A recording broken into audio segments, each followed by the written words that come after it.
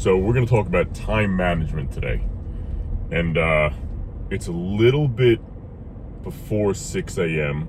We slept in today. We slept in until 4:45. Now, one of the biggest problems I've had recently was social media and developing that, getting consistent content out there. Because to be brutally honest with you, I am slammed. I'm pretty much getting about 4 to 5 hours of sleep a night, if I'm lucky. And it's all great things, right? We're busy from a lot of great quality meetings and work and, going to the gym, doing what we need to do. But ultimately, that has not left a lot of time for social media. So I had to take a step back and say to myself, where in my day am I truly wasting the most time? And how can I leverage that to be more productive? Because if you're not doing something productive toward your goals 24 hours a day, 7 days a week, every ounce of your day should be spent bettering yourself in one way or another. And then I got to thinking, I'm like, it's my commute. It's not so much me driving from the gym to the office or even home to the office, because typically I'm in the gym 5 days a week. However, I like to start every single day doing something that's good for my body, my health, my mind, everything. So every day starts with me going to the gym. I'm going there right now, I'm training. My first meeting is 8 a.m. So like I said, that's 6 a.m. right now. I'm gonna go in there, smash it for an hour and a half, get changed. My office is 5 minutes from the gym, which is fantastic. I'm not gonna say I planned it that way when I picked the office space. However, the two towns happen to be very close together, and I've been in the same gym for well over 10 years. It's a really old school bodybuilding gym. For those of you that have followed my content for a long time, a lot of it in the past was way more heavily pushed toward bodybuilding and fitness and health. We're still going to have quite a bit of health on here, don't get me wrong, because I'm very passionate about that. But my days of a competitive bodybuilder are over. I'm never going to stop training. I'm never going to stop growing. I'm never going to stop pushing myself to being the best person I can be mentally, physically, spiritually, every single freaking day, man. However, the days of hitting poses in every single video and every video I do every day of training footage, things like that, I'm not saying it's gone forever, but it's certainly taking a back step toward the true direction of my content, my channel, everything I'm doing is here to represent now. So ultimately, we are very heavy in the entrepreneurship business space as I'm building things with my company, and God bless, we're doing incredibly well. Thank God, right? But that's what we're really steering our life toward. And let me be clear for everybody, because this is a lot of content for all of the followers and subscribers I've had in the past, as well as the new guys coming in, right? New guys are coming in looking for business, motivation, entrepreneurship, things of that nature. But my old followers, you guys are looking for gym stuff. You're saying, hey, where's the gym? Where's the gym? Where's the gym? Where's the gym? And I get DMs constantly wondering where that fitness content went. But ultimately, once again, it's about time management, right? And we're doing everything we can every single day to build our business, but more importantly, help you guys find the passion to build your own. Because I don't need social media to help me build my company. We're a B2B business. Meaning that, for those of you that don't know, B2B means business to business, B2C is business to consumers. So whenever you see ads for things on Instagram, social media, TikTok, so on and so forth, that's B2C, right? They're selling you a product. My company, what we do in the real quick and dirty of it is we're the only full-fledged deed and title theft protection recovery company on the market. So we stop scammers from stealing people's houses. Now, yes, we do have a B2C division. Because if a homeowner wants our coverage, they can buy it online, no problem. We're a monitoring service, right? But God forbid something happens, we'll pay for the claims, we'll pay for the attorneys, we'll pay for everything we need to pay for. And knock on wood, there's some wood. We haven't had to make any yet because we've mitigated the situation before the homeowner could ever even have to go to court. However, the problem with our business from a B2C standpoint is people are unaware that deed fraud is even a problem. So picture somebody trying to sell you fire insurance, right? And you're a caveman living up in the trees. You don't even know fire exists yet. We're talking pre-discovery of fire, right? I'm trying to sell you fire insurance when you haven't discovered fire yet. It's a problem. However, if your house goes ablaze and you don't have fire insurance, you're going to wish you had fire insurance, right? It's the same sort of concept. So with us, people don't even realize deed fraud is a problem until a scammer files a fake deed, fake bill of sale, fake title, fake notary, fake everything, and ultimately steals your deed. Now, from that point on, you have to ask yourself, okay, well, that can't happen to me. Well, really, it can happen to anybody. And I'm not going to bore you going too much into the nuances of my company and what we do, our patented technology, proprietary software, so on and so forth. But that's just a point of reference for me to say, not every company is a B2C. Some companies, even if you don't realize it when you're building the company, because I didn't realize this when I built my company, was a B2B company.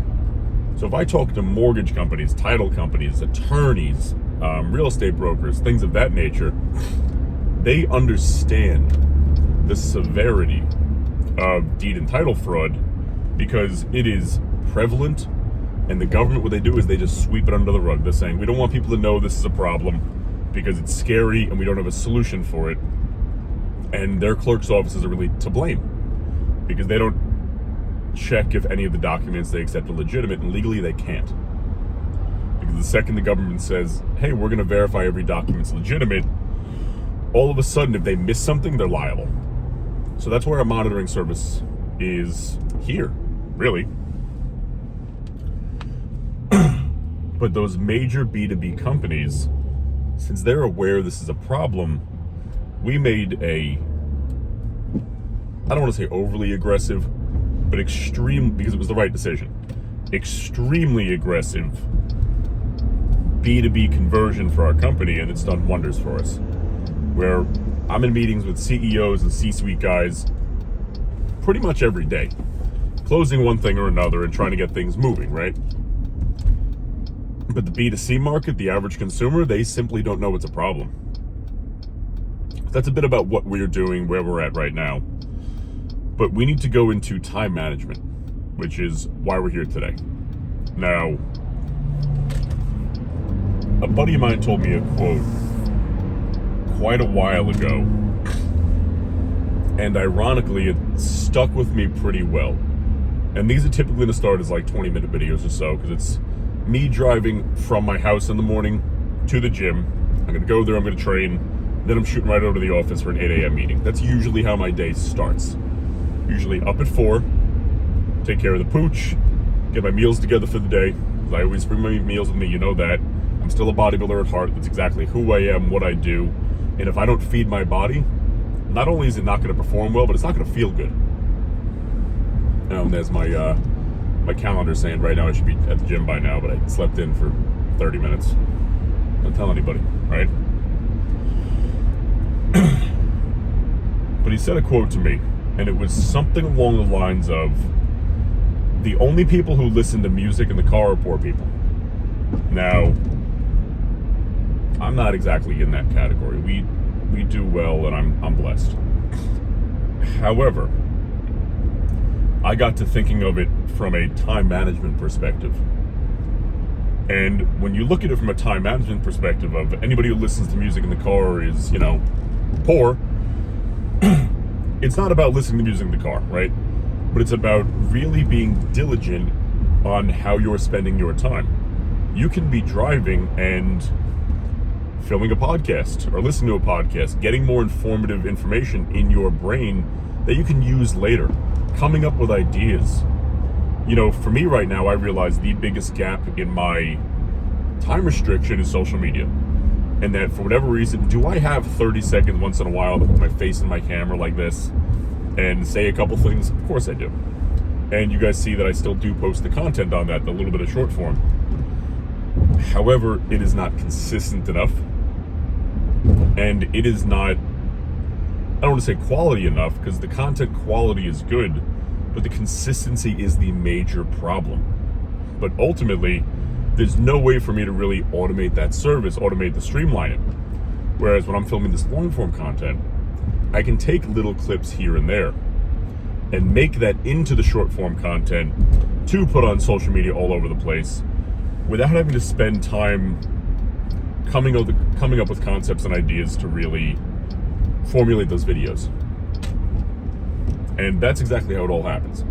You know, if you ever look at short form content on Instagram, YouTube, got it, X, TikTok, LinkedIn, everywhere, right? Every platform, the vast majority of the time, and not every time, but the vast majority of the time, it stems from clips of long form content. So once again, taking a step back and really being honest with myself, because everybody thinks they're doing everything right.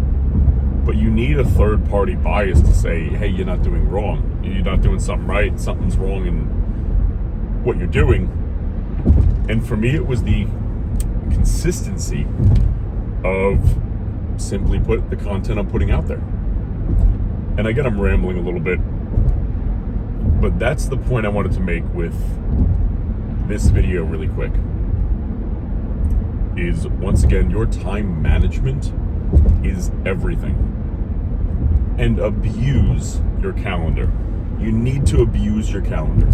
Any single thing I do 7 days a week, no matter what, it is blocked out of my calendar.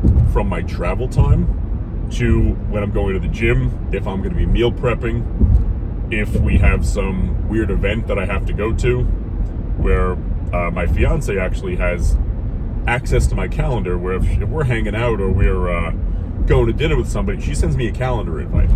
Why? Because if I don't have that calendar invite, if it's not on my calendar, it doesn't exist. It will be overbooked.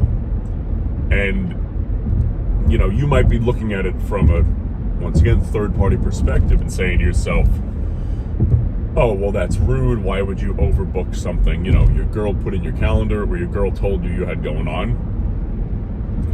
Any of my high-performing, successful entrepreneurs out there that are watching this, understand that if you're looking at the, call it the brain of the average person, right? And you're looking at what they go through on a daily basis, it looks like modern art. Pretty blank canvas, there's something here and there, the next place, right? If you look at the brain of an entrepreneur and you look up, it's like the Sistine Chapel, where there is so much going on out there. Every single time you take a second, you visit the Sistine Chapel, you look up, you're seeing something new that you never saw before. That's why those calendar invites are so important. It's because it's not that we're overbooking anything in our personal life because we don't care. We're overbooking it because if it's not in there, I have so many other things going on in my standard day-to-day that if I don't take the time to put it in the calendar and somebody puts a meeting, all I do is I look, yes, I'm available at that time, yes, we're setting the meeting then, and that's it. That's as far as that thought process goes. Because my time needs to be spent elsewhere, getting the work done for the meetings we did close, or scheduling new ones, or going to dinners and going to events, so on and so forth. So once again, guys, that time management is the most important caveat that I want you to take away from this. Abuse your calendar. Anything you think you're going to forget, meaning, I know personally when I'm going to sleep at night, right? I will always have my brain rattling something off, going like, oh, I should be doing this tomorrow, I should do this. And I won't be able to sleep due to the fear that I might forget it. Now, I'm speaking to you with a suction cupped tripod mount, and my phone is on there. So if I say her name, she's going to stop recording and do something funny. But I'll say, hey, SIRI, right? You get who I'm talking to. Take a note. And be like, what do you want the note to say? I'd be like, this random, make sure I schedule this meeting with Joe Smith tomorrow at 2 o'clock, or make sure I add this to the website, or make sure I add this to our marketing materials. Whatever it happens to be, or make sure I contact our marketing guy to do X, Y, and Z. I'll hear her say, okay, your note has been added. And in the morning, I'll know to check my notes, because I religiously do this pretty much on a nightly basis, right? So that's the biggest thing, is you need to prioritize the time you do have and make it as efficient, as aggressively efficient as humanly possible. And this is the sort of content we're going to start to see coming onto the long form media on a typical day-to-day. I'm not going to promise you every day, fully transparent. I'm going to try to. I'm not going to aggressively promise every day, because sometimes when I'm going to the gym in the morning at 6 a.m., believe it or not, I have a call. It might be from somebody far away, different time zone, or it might be a strategy meeting of how we're going to aggressively pursue this day with a couple of my salespeople if we have something big going on where we had to strategize prior to an 8 a.m. meeting. But that's about it. And I want to let you know, I genuinely appreciate you specifically taking the time to watch this video. And I really do hope you get something out of it. Like, comment, subscribe. It helps the channel tremendously. But this isn't just a page to put content out there for the sake of putting content out there, right? We're trying to build a platform where ultimately entrepreneurs can come and find bits and pieces of information that, I might have discovered 7-10 years into the game. Because entrepreneurship is just one game. If you look at reality, it sounds a little egotistical, a little crazy to talk about it like this, but life is one big game. And when you learn how to play it, you can learn how to win. The bank account, that's just how you keep score. You look at your high score on Pac-Man, is a number, right? You look at your high score in life, besides the things you can't take away, your wife, your kids, your love, all that stuff. But all that aside, your score in life is your bank account. And wouldn't you want it to be the highest score you can ever possibly accumulate? And once again, not even from an egotistical, money is the most important thing in the world, because for me, money isn't the most important thing in the world. I value my peace more than anything. And I can't stress that enough. My peace is more valuable than anything. But I know what'll bring me a lot of peace. And that's not worrying about what the vast majority of people on this planet have to worry about all day, every day, while simultaneously reaching that freedom sector, doing something I love. Because even if living like an aggressive entrepreneur like I do, productive 20 hours a day, the only 4 hours I'm not productive are when I'm sleeping. And tell you the truth, that's still productive, because it allows me to have the energy to do what I need to do for the other 20 hours. So it really is important, and it really is a truly productive 24 hours a day, 7 days a week, no matter freaking what. But point I'm making with that is, if I could work a 9 to 5, and let's say make all the money doing that 9 to 5 I could ever make as an entrepreneur, aggressively hustling the way I am, I would still choose entrepreneurship and the chaos it brings every single day, no matter what, whether it's a good day or a bad day, because I love the sport of it. I love the not knowing when the next seal is coming in. I love the creativity, the artistic value of it, the hustle, and the networking, all of it, man.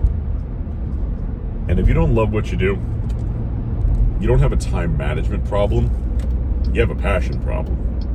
And that's a separate issue that I can't really help you with, besides the obvious answer of you might want to start trying some new things.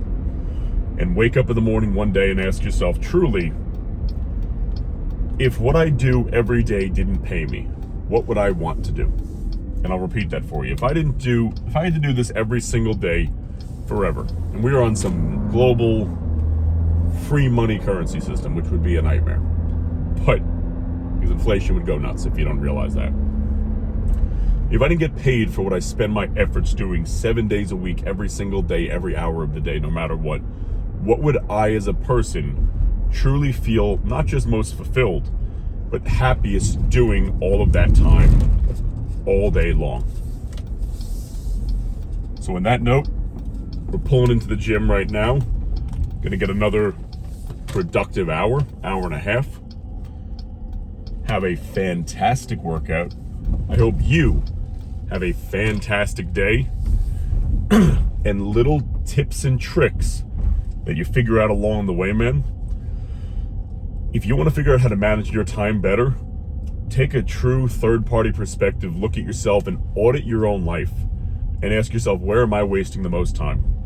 And for me, that wasted time was right here in my commute to the gym, about 25 minutes of the day, give or take. Take care, and thank you.